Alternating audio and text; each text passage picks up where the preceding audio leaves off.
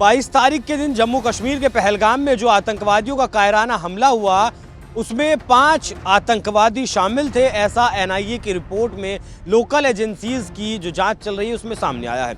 कुछ लोगों के पोस्टर भी जारी किए गए हैं और कुछ लोगों को, कुछ आतंकवादियों को अब तक ढेर भी किया गया है और जो उनके मददगार थे 4-5 लोगों के घरों को भी ध्वस्त किया गया है आईईडी लगाकर। लेकिन हिंदुस्तान में उस वक्त अफरा तफरी का माहौल हो गया जिस वक्त एक पता चला कि चेन्नई से एक फ्लाइट चलती है, उसमें 6 पहलगाम से जुड़े जो आतंकवादी हैं, संदिग्ध हैं, उनके होने की खबर मिलती है।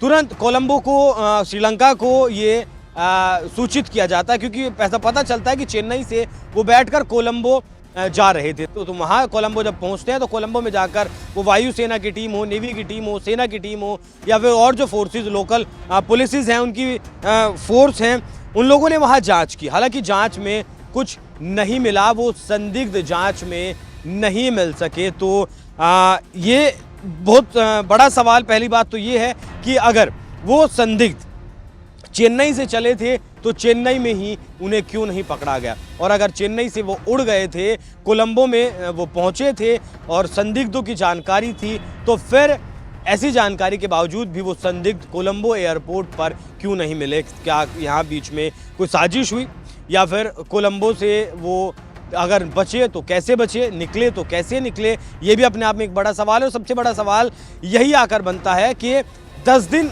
से ज़्यादा बीत चुके हैं, 22 तारीख की ये घटना है और 4 मई में मैं आज आपसे बात कर रहा हूं, तो लगभग 12 दिन का वक्त बीत चुका है। उसके बावजूद भी पहलगाम के जो आतंकवादी हैं उन सभी को पकड़ा नहीं गया। स्केचेस जारी किए गए हैं, जगह जगह पर उनकी तलाश चल रही है, लेकिन अब तक भी वो पकड़े नहीं गए हैं। उसके लिए एक बड़ी वजह बताई गई, एक हुआवे जो कंपनी है चाइना की, उसका एक सैटेलाइट फ़ोन उन लोगों ने इस्तेमाल किया था जो किसी भी तरीके से अगर जैमर भी लगे हैं तब भी वो सैटेलाइट फ़ोन मैसेज भेजने के काम आ सकता है। इस तरीके की जानकारी निकलकर सामने आई। हालांकि जो हुआवे का सैटेलाइट फ़ोन एनआईए ने जिसका जिक्र अपनी रिपोर्ट में किया है, वो फ़ोन हिंदुस्तान में काफ़ी पहले बैन कर दिया गया था। बताया ये भी गया कि स्टारलिंक का जो वायरलेस नेट है, जो सैटेलाइट के थ्रू चलता है, उसके थ्रू ये सैटेलाइट फ़ोनों का इस्तेमाल किया गया। इन्हीं फ़ोन्स की मदद से जो वहाँ पर सीसीटीवी कैमराज थे या फिर जो लोकल आपको कहें कि जो कैमराज लगे भी होते हैं गली चौराहों पर, उन्हें भी जो ब्लॉक किया गया, उन्हें भी जो जैम किया गया, वो इन सैटेलाइट फ़ोन की वजह से जैम किया गया।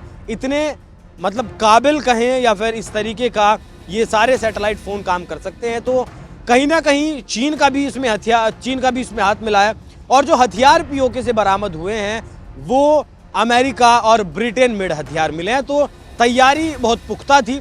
बताया ऐसा भी गया, लोकल इंटेलिजेंस की रिपोर्ट में ऐसा भी बताया गया कि 19 अप्रैल को प्रधानमंत्री नरेंद्र मोदी को जो जम्मू कश्मीर में पहुंचना था, प्लानिंग वहां की गई थी कि प्रधानमंत्री नरेंद्र मोदी का जो काफिला है उसे टारगेट करेंगे या फिर जिस जगह पर प्रधानमंत्री नरेंद्र मोदी जाएंगे उस जगह पर टारगेट करेंगे। लेकिन मौसम खराब होने की वजह से प्रधानमंत्री का दौरा तो कैंसिल हो गया, लेकिन आतंकवादियों को ये इस घटना को अंजाम देना था। तो श्रीनगर से 90 किलोमीटर दूर बैसरन घाटी को टारगेट किया गया। हालांकि बैसरन घाटी हमेशा खुली रहती है, सिर्फ जब अमरनाथ की यात्रा चलती है उस वक्त बैसरन घाटी को बंद किया जाता है। इसी चीज़ का फ़ायदा उठाया बहुत ज़्यादा क्या है कि इंटेलिजेंस का फेलियर तो पूरी तौर पर रहा है और वहाँ सुरक्षा का इंतज़ाम नहीं था। हालांकि ये भी अभी निकलकर खबर सामने आई है, पता चला है, कुछ रिपोर्ट्स ये दावा करती हैं कि लोकल इंटेलिजेंस के द्वारा इंटेलिजेंस दिया गया था, लेकिन वो इंटेलिजेंस दिया गया था कि प्रधानमंत्री नरेंद्र मोदी जब श्रीनगर में जाएंगे तब वहाँ कुछ घटना घट सकती है, लेकिन बैसरन घाटी का अंदाज़ा नहीं था और ना ही बैसरन घाटी का जो इनपुट था वो दिया गया था। ये अब तक का इस पूरे मामले का अपडेट था। बाकी चेन्नई से अगर संदिग्ध चलते हैं, कोलंबो की फ्लाइट में बैठते हैं और वो पहुंचते हैं कोलंबो में, तो चेन्नई में उन्हें पहले क्यों नहीं पकड़ा गया जब पोस्टर तमाम तरीके से जारी किए गए हैं आतंकवादियों के, पुलिस के द्वारा, प्रशासन के द्वारा, पैरामिलिट्री फोर्सेस के द्वारा। उसके बावजूद ये बड़ा सवाल बनता है कि क्या एक बार फिर से इंटेलिजेंस फेलियर हुआ है, और अगर ये फेलियर नहीं होता तो क्या वो संदिग्ध धरे जा सकते थे, पकड़े जा सकते थे? पूछताछ होती तो पता चलता कि वो पहलगाम के आतंकी हमले में शामिल थे या नहीं थे। लेकिन सबसे ज़रूरी तो ये है कि कोई ना कोई पकड़ा तो जाए। हालांकि अब तक कोई भी इस मामले में पकड़ा नहीं गया। बाकी जो भी कुछ पहलगाम आतंकी हमले से जुड़ी अपडेट होगी वो एनएमएफ न्यूज़ आप तक सबसे पहले पहुंचाता रहेगा। इस विषय पर आप क्या राय रखते हैं, अपनी राय में कमेंट कर जरूर बताइएगा। नमस्कार।